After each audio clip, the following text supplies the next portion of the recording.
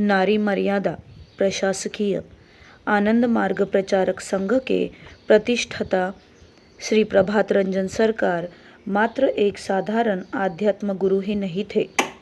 समाज जीवन के अनेक महत्वपूर्ण आयामों के संबंध में भी उनमें पर्याप्त चिंतनशीलता थी।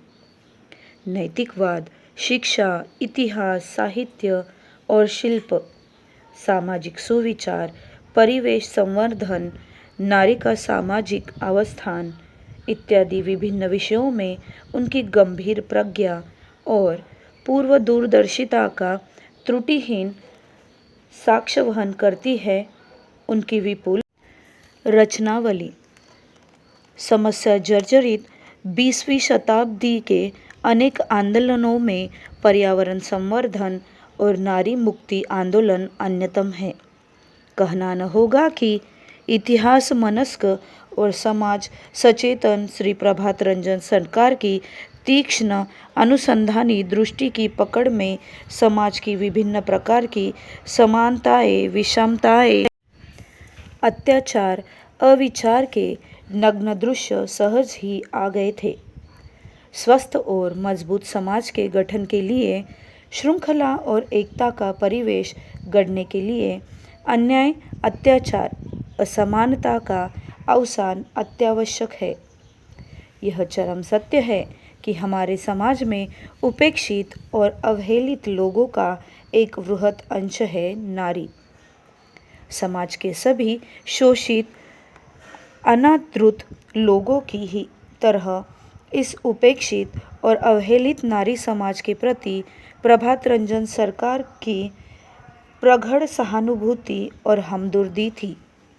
इसीलिए विभिन्न युगों में समाज में नारी की स्थिति, उसकी भूमिका और मर्यादा के संबंध में विभिन्न अवसरों पर उन्होंने बांग्ला, हिंदी और अंग्रेजी में अनेक प्रवचन दिए हैं। कई बार अन्य विषयों की चर्चा के समय भी प्रसंगानुसार उन्होंने नारी की मर्यादा के संबंध में बहुत कुछ कहा है।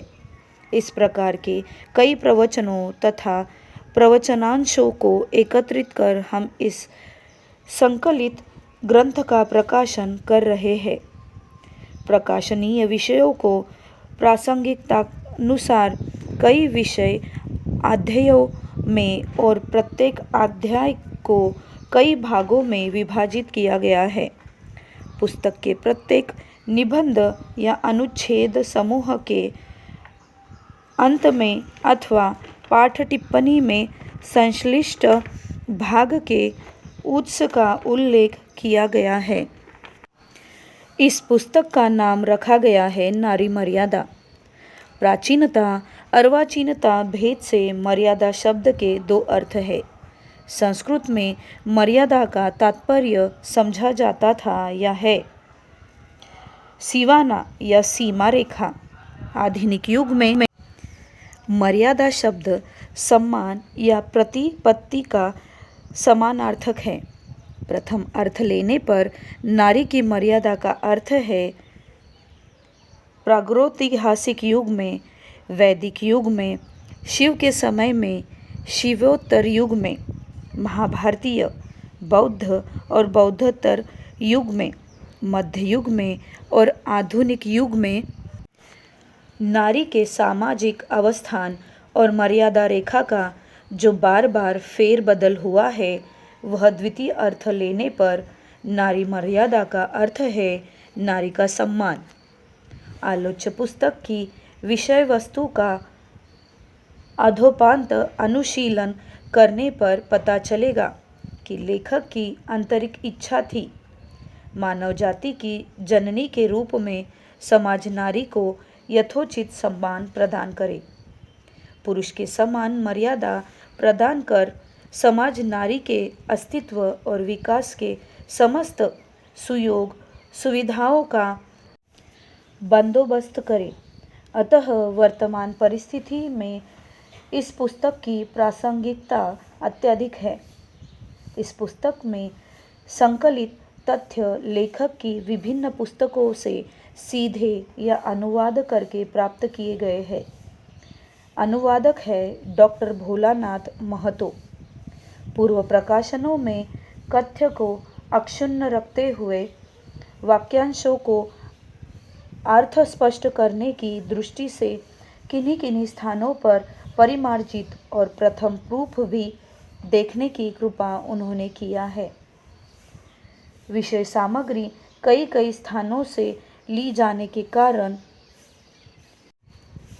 बहरहाल उसमें कतार जोत नहीं करने से संभव है। पुनरुक्तियां पाठकों को खटके। अगले संस्करण में उचित संपादन का निश्चय किया गया है जिससे यह त्रुटि न रह जाए। अन्य भाषाओं के उद्धारणों के हिंदी अनुवाद भी श्री महतो ने किया है जो कोष्टकों में दिखाए गए हैं और कहीं विषय वस्तु को स्पष्ट करने के लिए याद टिप्पणी भी दे दी गई है। विषय वस्तु और भाषा दोनों की शुद्धता और यथार्थता स्थापित रखने में सहयोग प्राप्त हुआ है।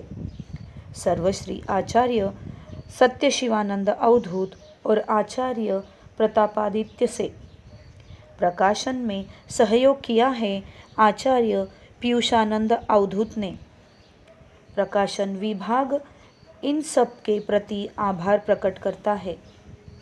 आशा है नारी उत्थान के समर्थक और समाज सेवीगण इस पुस्तक के उदात्त आदर्श और दिशा निर्देश को यथाशक्ति अंगीकृत करके हमारे श्रम को सफल बनावेंगे। मूल लेखक की भी यही इच्छा स्पष्ट है। अंत में हम ज्ञापित करते हैं कि मनुष्य समाज के लिए जो विशेष चिंतनशील है और समस्या के समाधान के उपाय की खोज करने की सदिच्छा का पोषण करते हैं, आलोच्य पुस्तक उनके किसी काम आने पर हम अपना श्रम सार्थक मानेंगे। मूल लेखक की भी यही इच्छा स्पष्ट है।